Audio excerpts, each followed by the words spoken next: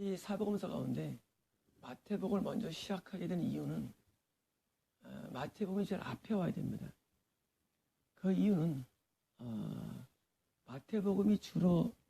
마태가 주로 쓰고 싶어하는 내용은 천국과 지옥이기 때문입니다. 물론 사복음서가 다 천국과 지옥이며 다 천국으로 인도하는 그런 내용이지만 천국과 지옥을 알지 못하고서는 우리는 복음을 말할 수가 없습니다.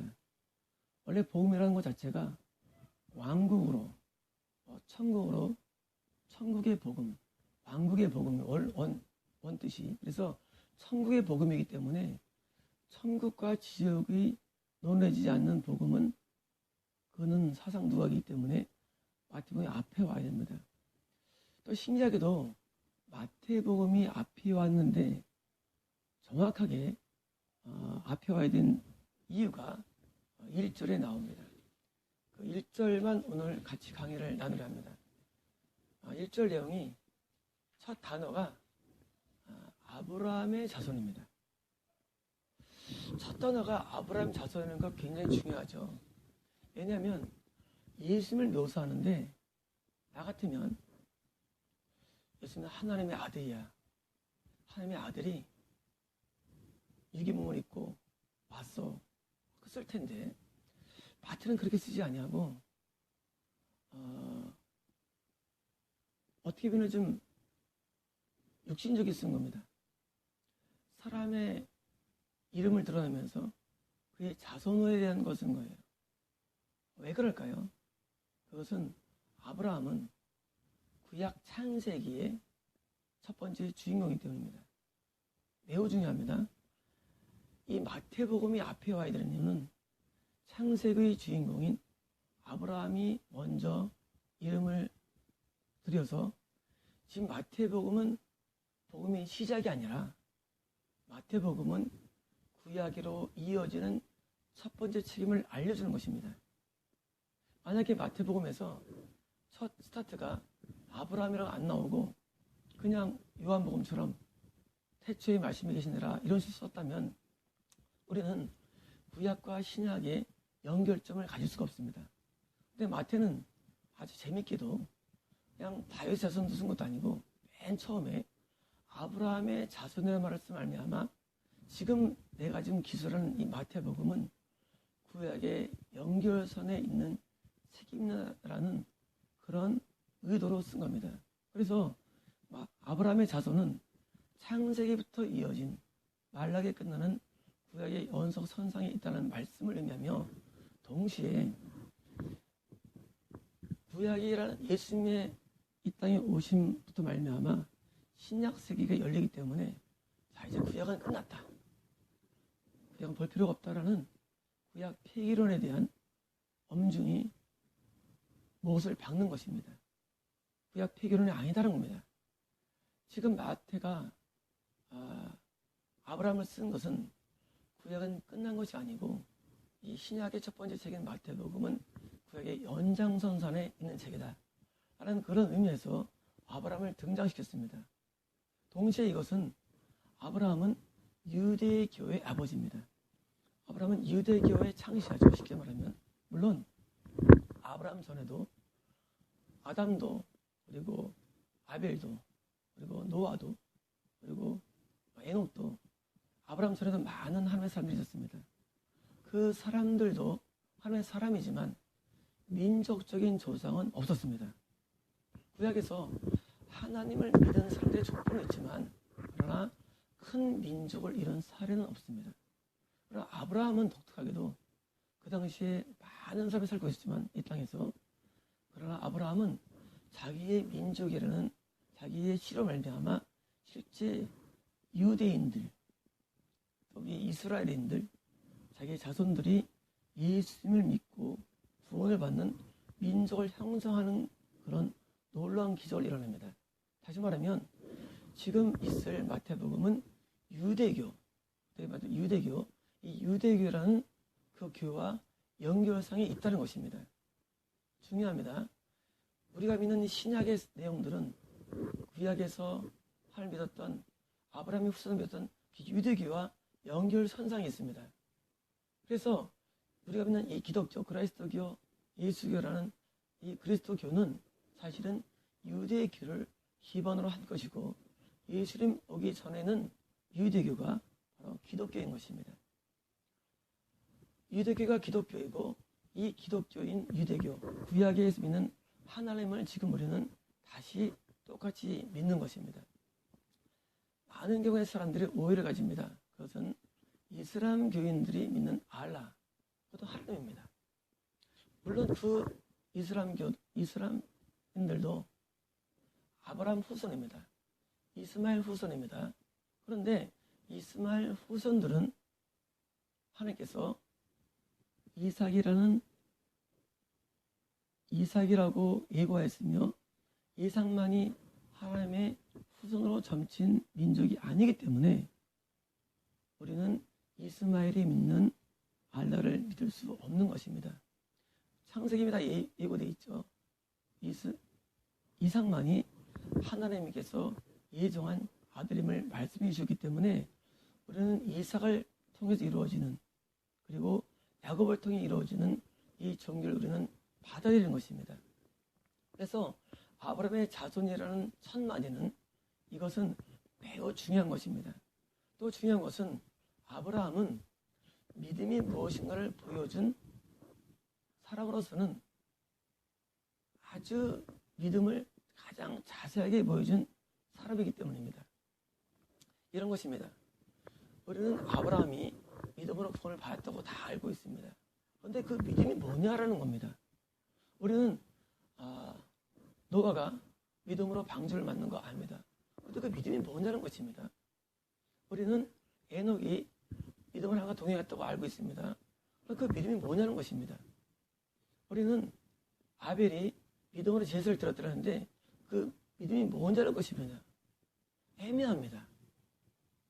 그 애매한 것을 자세하게 알려준 사람이 바로 아브라함입니다. 아브라함은 믿음이 뭐냐는 것을 자세하게 알려준 사람입니다. 어떻게 알려줬을까요? 그의 인생을 통해서 알려준 것입니다. 믿음은 우리의 인생과 뛸 수가 없습니다. 아브라함이 단순하게 갈대우로 해서 어떤 우상들을 섬기는 그런 사람으로서 어떤 새로운 어떤 사조를 받은 것이 아니었습니다. 아브라함은 거기서 믿음으로 갈대우를 떠납니다. 믿음으로 갈대우를 떠난다는 것입니다. 믿음은 어떤 우리 삶의 행동 방향을 지정해 줍니다. 다시 아버지와 데라와 함께 하란에 살다가 다시 아브라함은 하나님의 음성을 듣습니다. 너 본토 친척 아버지를 떠나라.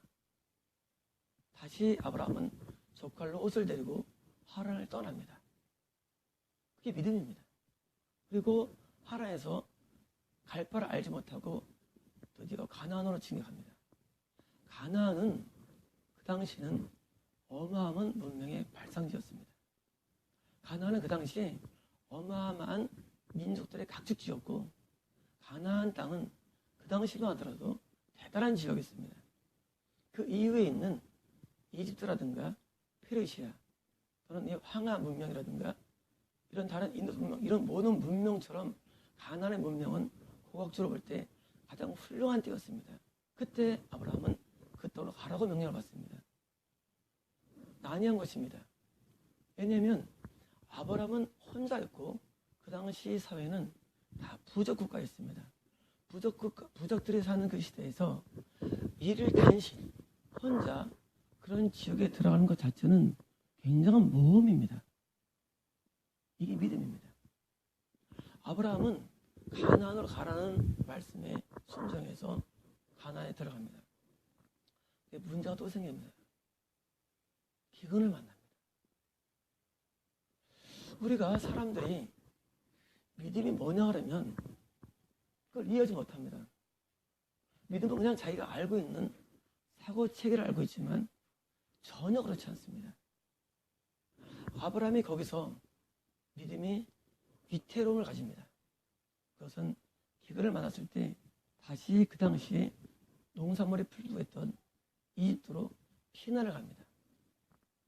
거기서 자기 아내를 누이라고 거짓말하게 되며 거기서 또한 하나님의 도움으로 탈출하게 되죠. 물론 은금을 얻고 부귀를 얻고 돌아옵니다. 그러나 그것은 축복이 아니란 것입니다.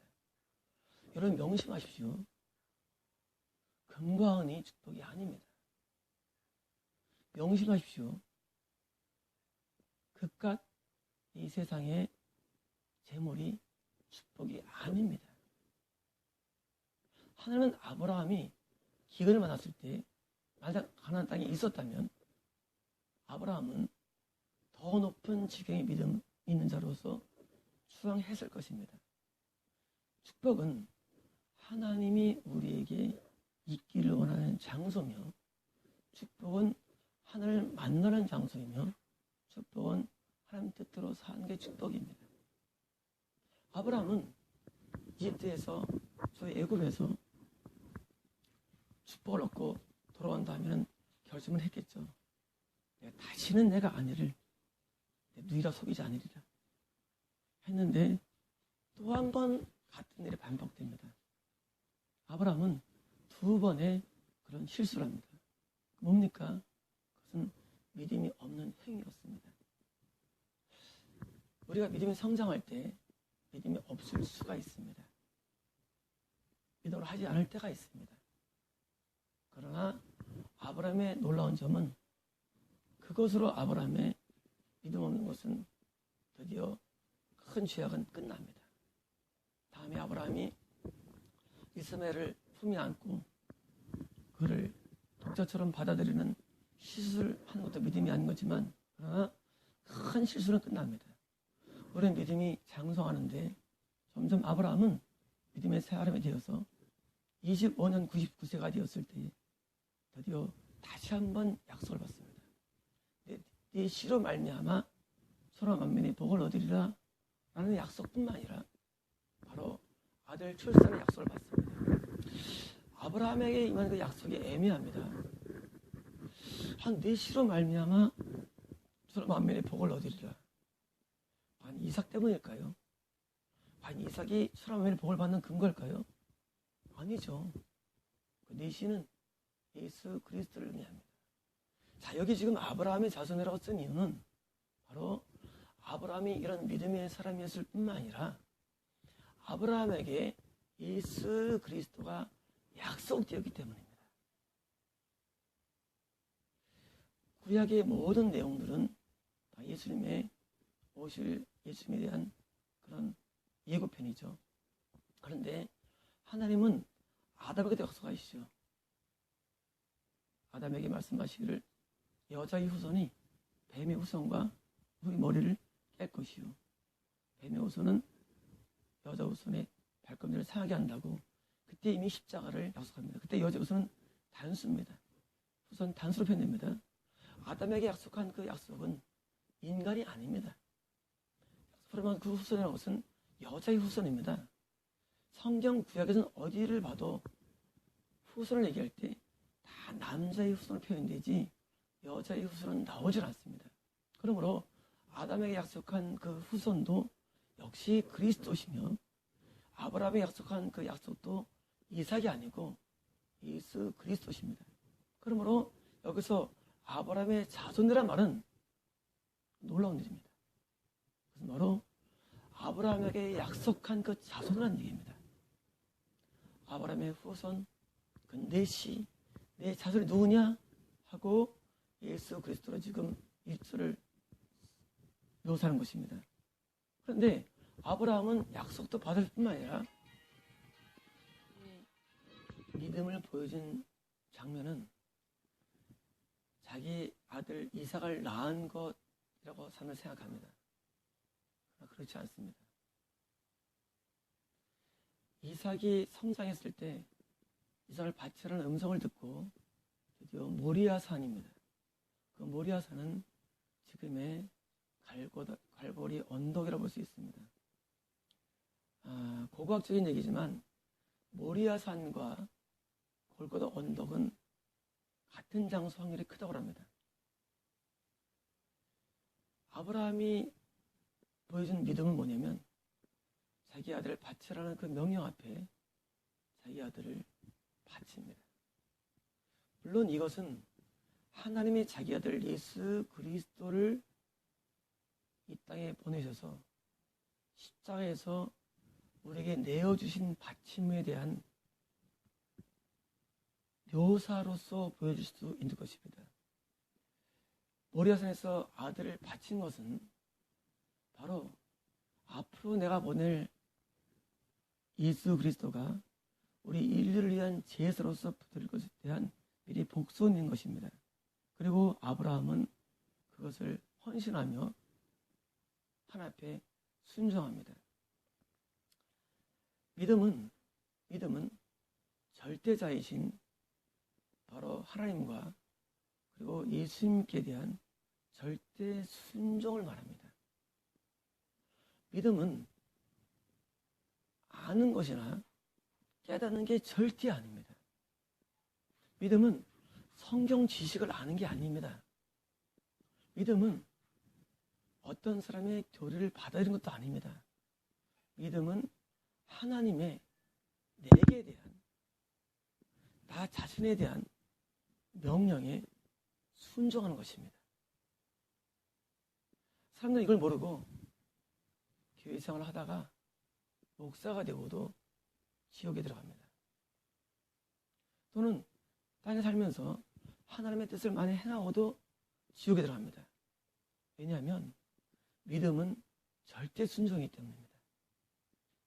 하나님이 자기 아들 예수님을 우리 위해서 주셨다면 우리도 또한 내가 죽는 한이 있더라도 죽음을 각오하고도 절대 순종해야 됩니다. 이 절대 순종이 믿음입니다. 원래 믿음이라는 단어는 언어가 충성이라는 단어와 동일합니다. 우리나라 사람들이 믿음을 이해하지 못하는 이유는 원래 언어적으로 믿음이라는 단어는 충성과 동일합니다. 그래서 어떤 경우 제가 번역할 때 충성스러운 하고 번역할 부분을 제가 믿음직스러운 번역을 많이 했습니다. 왜냐하면 이걸 나눠서 번역하기 때문에 같은 단어를. 원래 믿음은 충성입니다. 충성 뭐냐면요, 하나님 아버지 천지를 만드신 그 분에 대해서 내가 모든 것을 대해서 순종하게 되는 것입니다. 그래서 구약시대에는 예수님에 대한 깊은 지식이 없었다 할지라도 천국에 들어가는 이유는 바로 성부 하나님의 말씀에 절대 순종이기 때문입니다. 하나님께서 우리에게 하신 말씀에 순종하지 않고서는 절대 천국에 들어갈 수 없습니다. 왜냐하면 믿음이 충성이며 바로 믿음이 순종이기 때문입니다. 그래서 아브라함이 그 모리아산에서 여호와 이레라는 말씀을 듣게 됩니다. 여호와 이레, 여호와의 산에서 예비되었다. 그러니까 하나님은 지금 그 이삭을 죽이려고 할 때 옆에 숲을 사이에 가시떨기 나무에 있는 어린 양 수양이 예비되어 있는데, 이 수양이 예비되었고 이 수양은 예수님의 상징임을 다 알 것입니다. 여호와 이레의 축복, 이것은 예수님이 우리 위해서 예비가 된 것이며 예수 안에 있는 모든 사람들은 다 여호와 이레의 축복 가운데 사는 것입니다. 천국이 예비되었습니다. 이 땅의 모든 게 예비되었습니다. 누구에게요? 아브라함처럼 하나님을 믿고 예수 안에 거하는 자에게는 모든 게 예비되었습니다. 그래서 여호와 이레의 축복은 예수를 믿는 자들이 가지고 있는, 우리 누리는 축복의 내용입니다. 그래서 아브라함의 자손이며라는 스타트와 그 다음에 있는 다윗의 자손이신이 나옵니다. 만약에 아브라함의 자손이신 예수 그리스도의 생애 체계로 되어 있으면 우리는 자칫하면, 그래, 창세기, 출애굽기, 레위기, 민수기, 신명기 모세가 쓴 모세오경은 하나님의 말씀이야 라고 할 수 있지만 여기서 보니까 다윗의 자손이신 여기도 놀라움이 있습니다. 만약 이 단어가 없었다면 우리는 그 다음에 있는 바로 여호수아서부터 있는 선지서들을 간과할 수 있기 때문입니다. 알다시피 다윗은 열왕기상, 열왕기사, 역대상, 역대하, 사무엘상, 사무엘하에 나오는 인물입니다. 다윗은 선지서에 나온 인물이며 이것은 뭘 의미하냐면 여호수아부터 말라기까지 있는 이런 선지서에 나온 거기서 예언된 바로 예수님이라는 것이며 동시에 지금 이 말씀은 마태복음은 모세오경에서만이 아니라 모세오경과 선지자들에서 이어지는 책이라는 것입니다. 그런 의미에서 다윗의 자손을 여기 두 번째 쓴 것은 너무나 절묘한 성령님의 간섭입니다. 물론 이 책은 마태가 기록했습니다. 마태는 세리입니다. 세리는 그 당시에 로마 앞잡이로서 이스라엘 사람들에게서 세금을 걷어서 바치는 과정에서 많은 돈을 횡령합니다. 그래서 세리와 그리고 우리 창녀들이 그 당시 죄인의 대명사였습니다. 아마 마태는 너무나 많이 고민했을 것입니다. 뭐냐면 마태도 유대인입니다. 유대인들은 누구든지 유대인 가운데 죄인이라 할지라도 다 아브라함 자손이기 때문에 천국에 간다는 믿음이 있었지만 동시에 제가 죄를 짓기 때문에 내가 어떤가 하고 상당한 회의감이 있었을 것입니다.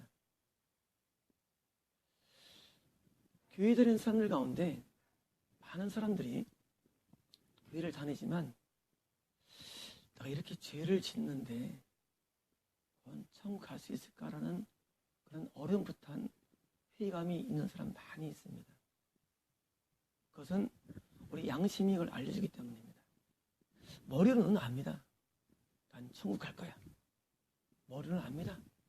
하나님의 자녀야. 머리로는 압니다. 나는 겁난 사람이야. 머리로는 압니다. 죄를 또 손가다고 돼 있어. 압니다. 그러나 막상 깊은 내면 세계는 그렇지 않습니다. 여러분 솔직히 자문해 보십시오. 여러분 천국 갈 것 같습니까? 한번 깊이 자문해 보십시오.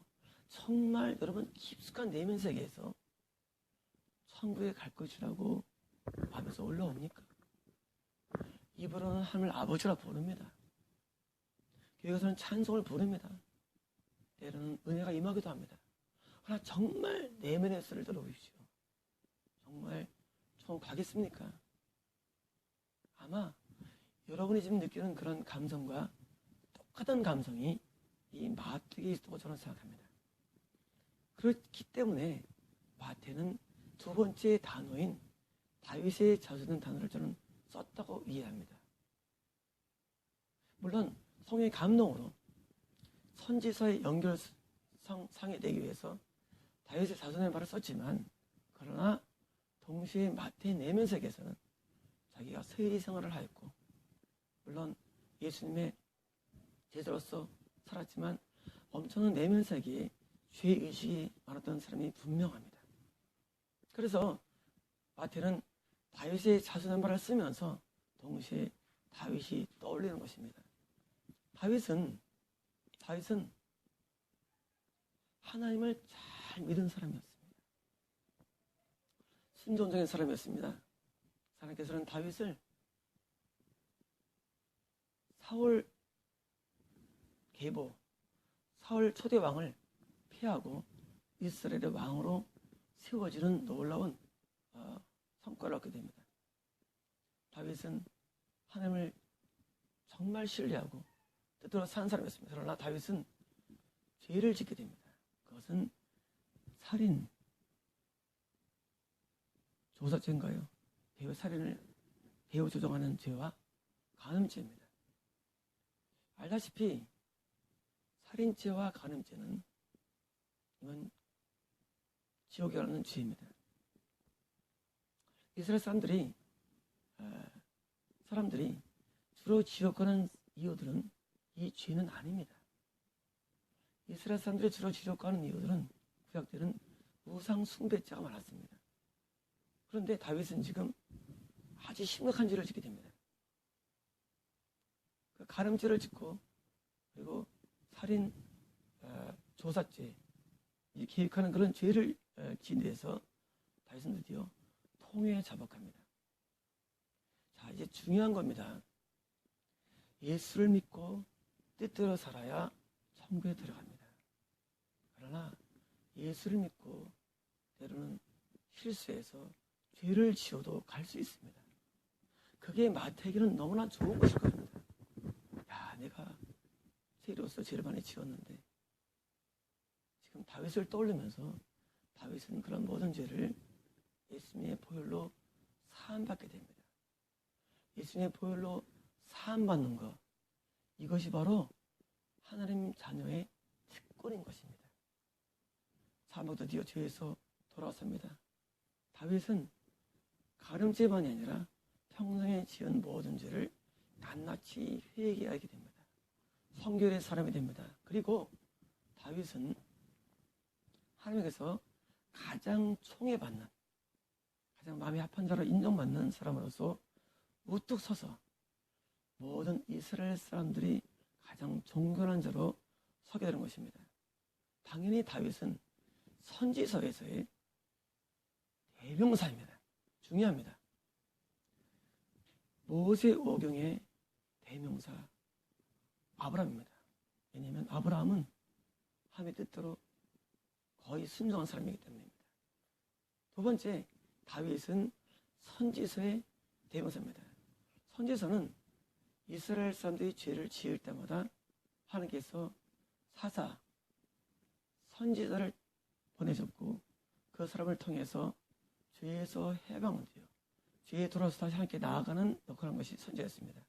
그리고 다윗은 그런 선지자에 의해서 죄를 회개하고 돌아서 믿음으로 돌아온 그런 대명사이기 때문에 당연히 다윗의 자손이라는 말은 너무 정확한 마태의 선택인 것입니다. 선지서, 그 긴 선지서에서 죄를 지은 건 잘못된 것이었고 그런 말미암아 하나님 앞에 어마어마한 징계를 받게 됩니다. 한편 생각하면 다윗은 죄를 지은 게 잘된 일이었습니다. 왜냐하면 우리는 죄를 지어야만 우리가 얼마나 큰 죄인인가를 깨닫게 됩니다. 아이러니한 것인데 아브라함은 죄가 많이 안 짓죠.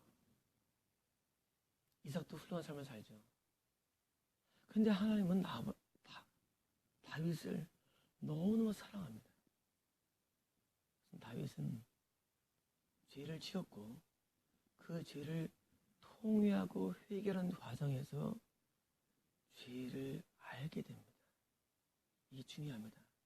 죄는 하나님에 대한 불순종이 죄죠. 그건 불순종을 모릅니다. 그러나 죄를 짓고 통회할 때 성령의 감동으로 죄를 깨닫게 됩니다. 그 죄를 깨닫는데 다윗은 자기 그 죄의 깨달음을 말할 때 내가 죄악 가운데 출생했다고 말할 정도로 깊이 깨닫습니다. 어거스틴도 참여록에서 모태에서부터 죄를 깨닫게 되죠. 그것은 죄를 지은 자, 그 죄를 지은 자가 통회할 때 성령님의 계시로 알려주는 겁니다.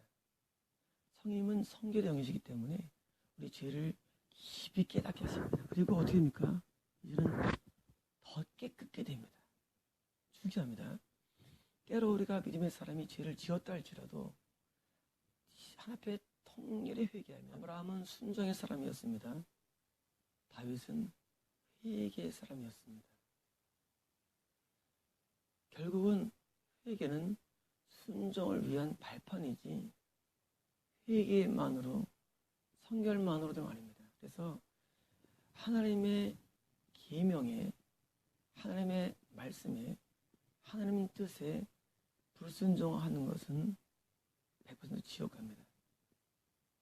지금 마태가 지금 다윗으로 위로를 받을 겁니다. 자기도 세리였었고 다윗을 보고서 이 사람 다윗이 그렇게 사랑하셨는데 회개 사람이었지. 그리고 다윗은 성결을 통해서 죄를 깨닫고 돌아서고 더한 거룩을 유지하게 돼서 다윗은 성군으로 드디어 추앙받습니다. 다윗은 성군이었습니다. 예수님을 많이 닮은 사람이었습니다. 신앙은 예수님을 닮은 모습이 점점 장성하게 되고 그 장성한 되는 과정에서 일어나는 게 바로 성결이며 바로 회개인 것입니다. 이제 아브라함의 자손이기 때문에 모세 오경에서 예언된, 그리고 다윗 자손이기 때문에 이스라엘 역사 가운데 계속 아들을 통해서 다윗에게도 말씀하셨죠. 하나님께서 내가 내 아들을 통해서 공평과 정서와 의로 통치하겠다는 말씀을 약속을 많이 해서 그 당시 사람들이 솔로몬이 미세라고 착각할 정도였습니다. 왜냐하면 하나님은 다윗에게 많이 약속하셨죠. 내가 내 아들에게, 단수입니다. 내가 내 아들을 통하여서 내 나라를 다스릴 것이다. 그래서 솔로몬의 성이지만 사실은 솔로몬은 아니고 그 아들은 바로 예수님을 말합니다. 다시 말하면 아브라함에게도 내 씨로 말미암아, 다윗에게도 내 아들 말미암아 다 약속되고 예언되었습니다. 드디어 예수 그리스도의 생애의 책, 드디어 아브라함의 자손이며 다윗의 자손이신 예수 그리스도. 그리스도를 왜 넣었을까요? 그리스도는 헬라 말입니다. 히브리 말로는 메시아입니다. 다시 말하면 예수 메시아입니다. 이스라엘이 그리스의 식민 생활을 가운데 있었기 때문에 헬라 말을 많이 썼습니다. 그리고 문자에서는 헬라어를 많이 썼습니다. 그래서 예수 메시아가 맞지만 히브리어로는 예수 그리스도가 된 이유는 바로 헬라 말이기 때문에 그리스도입니다. 그래서 메시아이신 분 예수님, 여자의 후손, 내 씨로, 그리고 너의 아들. 그래서 이 예수님은 구약에서 계속 예언되었던 그런 바로 하나님의 아들이십니다. 자, 이제 우리가 읽을 책은 내용의 주인공은 바로 예수님입니다. 이제 계속 같이 말씀을 나눌 책의 주인공이 예수님이지, 이 책에 부합되는 가지들인 단순한 기적이나 단순한 사례가 아닙니다. 중요합니다. 성경을 보실 때 사복음서의 주인공은 예수님입니다. 이 예수 그리스도가 여기서 나에게 만나져야 됩니다. 사람들이 하나님을 계시로 만나는 사람들이 있습니다. 위험합니다. 계시는 하나님이 아닐 확률이 많기 때문입니다. 또는 심지어 예수님을 성경 지시로 만나는 경우도 있습니다. 이런 겁니다. 성경에 기록되었다는 것입니다. 이것도 의미가 없습니다. 성경이 말하고 있어. 나랑 상관없습니다. 또는 영적인 체험적으로 하나님이 말씀하고 있어. 이것도 아무 의미 없습니다. 성령님은 성경의 저자가 되십니다. 자, 예수님을 믿을 때 우리 안에 성령님이 들어오시죠. 그 성령님이 지은 책이 이 성경 66권이고, 성령님은 성경 66권에 있는 내용을 우리에게 설명하시고 가르치면서 나에게 하고자 하는 말씀을 주십니다. 중요합니다. 우리는 성경을 몰라도 됩니다. 성령의 지식이 중요하지 않습니다. 계시가 없어도 됩니다. 중요한 거는 내 안에 계신 성령님이 나한테 하고 싶어하는 말씀이 있습니다. 그 말씀이 있음을 만나게 하는 것입니다. 앞으로 진행되는 이 사본서 강해는 이 말씀이 우리 안에서 들어와서 이 말씀으로 가운데 여러분에게 정말 하고 싶은 말씀을 전달해 주실 것이고 그 전달되는 말씀이 여러분을 구원한다는 것입니다. 제가 그동안 말씀드린 것처럼 거듭남이 구원이 아닙니다. 성령님이 내주하심 자체가 구원이 아닙니다. 성령님이 내주신 성령님이 성경 말씀을 진행하는 동안에 나한테 하고자 하는 말씀을 내가 듣고 그 말씀에 순종할 때 구원이 일어납니다. 다시 말씀드립니다. 성경 66권을 아는 게 중요한 것도 아니고 성령님의 계시로 은사로서 그분의 감동을 받는 것도 중요한 것이 아니고 내 안에 계신 성령님이 나한테 하고자 하는 말씀을 이 성경을 통하여서 내게 들려질 때 그 말씀에 순종이라는 과정을 통해서 구원이 일어나는 것입니다. 그래서 구원은 절대 과거이 아니며 구원은 거듭남도 아니며 구원은 현재 진행형입니다. 구원은 오늘 나에게 하고 싶어 하시는 성령의 음성을 듣는 것입니다. 그런데 사복음서는 구원을 받고 천국에 이르는데 아주 중요한 말씀을 준다는 것입니다. 성경 66권은 다 성령의 계시로 쓰여 있지만 그러나 이 사복음서는 우리가 천국에 들어가는데 구원을 받는데 가장 중요한 말씀이 기록되었고 성령님은 사복음서에 있는 말씀을 통하여서 우리를 구원에 이르게 하기를 좋아하시고 즐겨하시기 때문에 제가 사복음서를 택한 것이며 이 사복음서를 통해서 진정된 천국에 들어가기 때문에 그 사복음서의 제목이 그래서 복음인 것입니다. 다른 건 다 복음이 아닙니다. 다른 건 성경입니다. 그러나 사복음서만 복음입니다. 사복음서만 천국으로 인도하기 쉽고 천국에 들어가기 쉬운 말씀으로 구성되었고 성령님이 우리에게 하고 싶은 말씀이 많이 있기 때문에 자, 이제는 예수 그리스도가 주인공인 이 책을 받는 겁니다.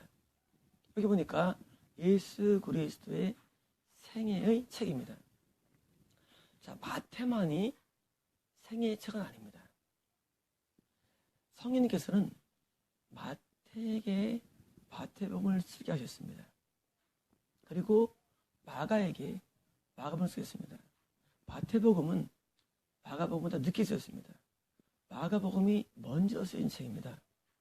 그리고 누가복음은 후반에 쓰여집니다. 자,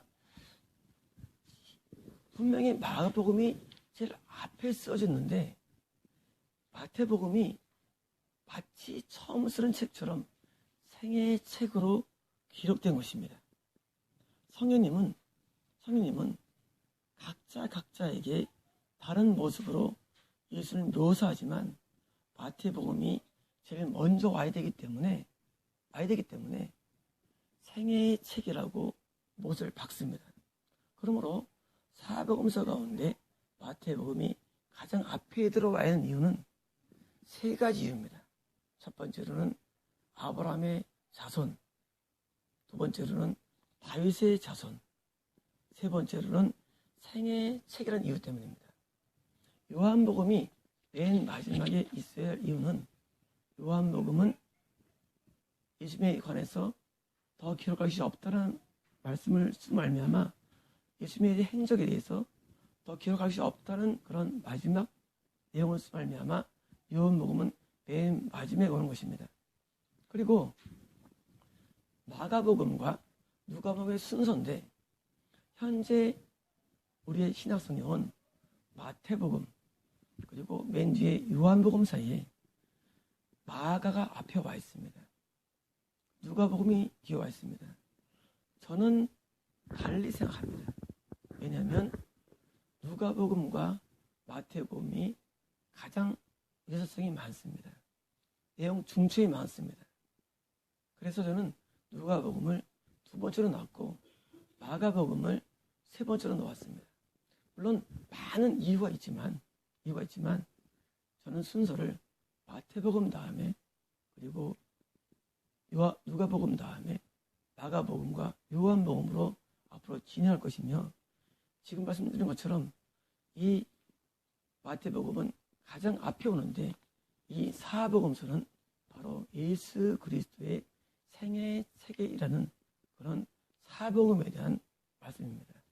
마치겠습니다.